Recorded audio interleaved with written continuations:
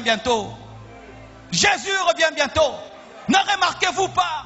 Il y a plus de technologie, mais le cœur de l'homme est toujours vide. Il y a plus de maisons, le cœur de l'homme est toujours vide. Il y a des gratte-ciel, Dubaï et tout, le cœur de l'homme est toujours vide. Des plus belles voitures, des meilleurs téléphones, des meilleurs ceci, mais le cœur de l'homme est toujours vide. Pourquoi? Jésus revient. Regardez même tous ces péchés dans les églises, tous ces péchés dans les églises. Des faux serviteurs de Dieu. Des gens qui viennent à l'église, qui ne se répandent pas, qui ne se convertissent pas. Ce sont les signes des temps de la fin. Les gens veulent entendre un message qui les plaît, qui les flatte. Signe des temps de la fin. La vérité devient rare. Le pur évangile devient rare. Des gens font des faux miracles. Les gens sont là pleins pour des faux miracles. Voir comment les poissons sortent des pieds des gens. Des poissons qui sortent des pieds des gens. Et ils sont nombreux.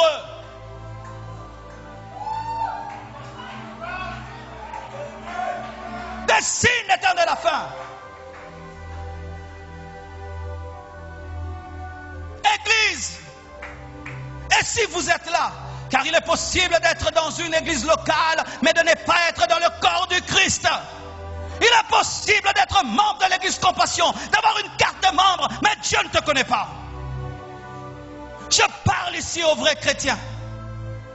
Aux vrais chrétiens. Aux vrais enfants de Dieu qui sont ici. Si vous êtes là, enfants de Dieu, annoncez son retour. Dites qu'il revient bientôt. Préparez-vous. Lavez vos robes. Sanctifiez-vous. Prêchez son retour.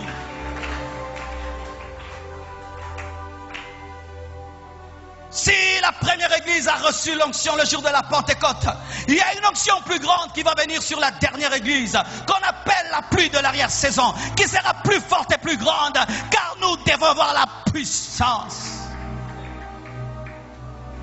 Un réveil est en train de naître. Un plus grand réveil que le réveil de Pierre. Un réveil qui prépare la maturité de l'église.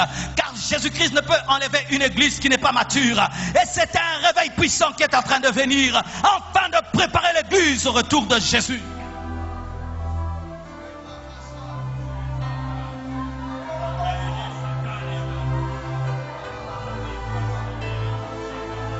Dieu va susciter de toutes parts des prédicateurs qui ne sont pas connus, avec un puissant message de sainteté. Dieu va susciter de toutes parts des visions du ciel. Dieu va susciter de toutes parts des gens qui vont mourir et ressusciter et qui vont annoncer qu'ils ont vu l'éternité.